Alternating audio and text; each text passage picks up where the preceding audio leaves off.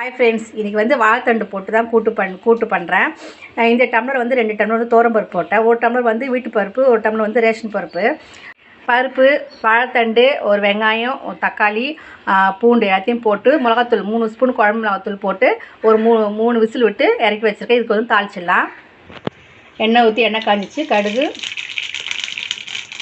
கருவேப்பிலை, காஞ்ச நல்லா வெந்துருச்சு. சும்மா ஒரு கொதிச்சு ஆகிட்டால் போதும்.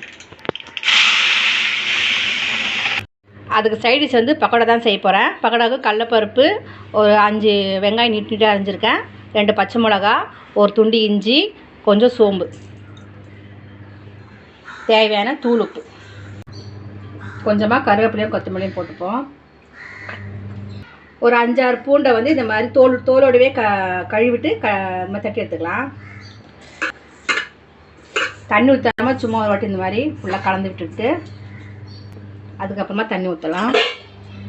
தண்ணி வந்து கொஞ்சம் கொஞ்சமாக தெளித்து தான் விடணும்.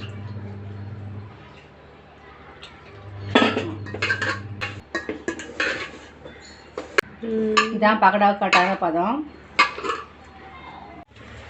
எண்ணெய் காஞ்சிச்சு, இப்படி தான் போடணும். இருக்கும் கட்டன் கரை வந்துச்சு, எடுத்துருவோம்.